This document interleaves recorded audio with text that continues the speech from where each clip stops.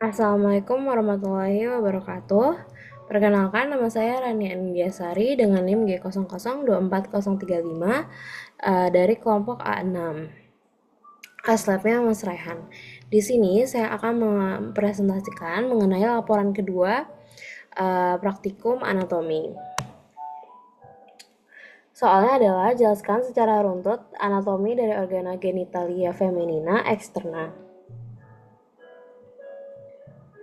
Baik, ini merupakan anatomi dari organa genitalia feminina eksterna. Pertama-tama, terdapat penonjolan di kulit yang menutupi sifisis pubis dan os pubis yang dinamakan mons pubis yang ini, lalu ditumbuhi rambut-rambut yang bernama pubes. Lalu terdapat pelipatan kulit ini bernama labia mayor. Di labia mayor terdapat dua pertemuan di bagian anterior dan posterior. Untuk yang di anterior terdapat commissura labiorum anterior dan yang di posterior terdapat commissura labiorum posterior. Nah, untuk labia mayor ini homolog dengan skrotum pada pria. Untuk lebih dalam terdapat labia minor yang ini.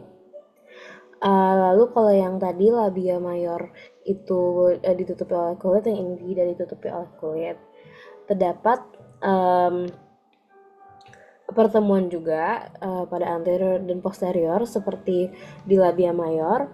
Untuk yang di posterior terdapat frenulum labiorum pudendi sebelah sini, dan untuk yang di anterior terdapat dua pertemuan. Untuk di anteriornya terdapat preputium clitoridis, dan yang untuk di posteriornya terdapat frenulum clitoridis. Untuk di antaranya terdapat glans clitoridis yang ini. Kalau glans clitoridis itu pada pria homolog dengan glans penis. Setelah itu terdapat beberapa ostium-ostium pada vagina wanita.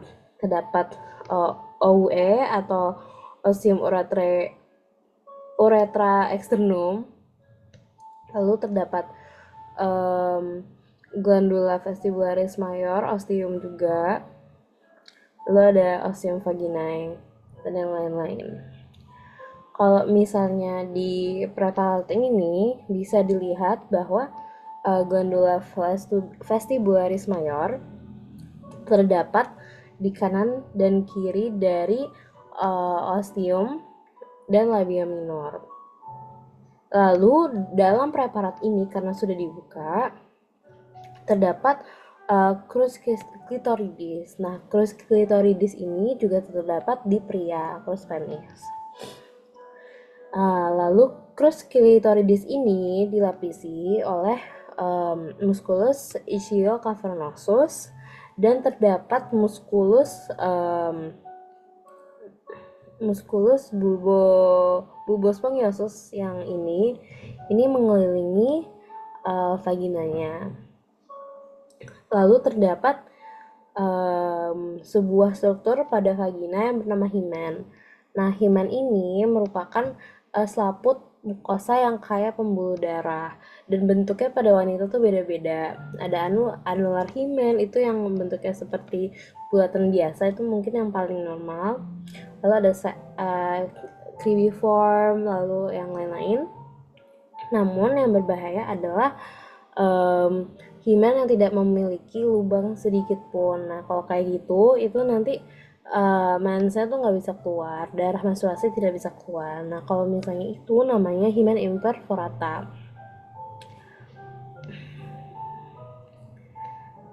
Oke, baik. Untuk yang terakhir mungkin saya akan membahas tentang vaskularisasi dari organa genitalia feminina eksterna. Yang pertama ada arteri pudenda interna yang akan bercabang ke seluruh organa genitalia feminina. Lalu ada vena pudenda externa.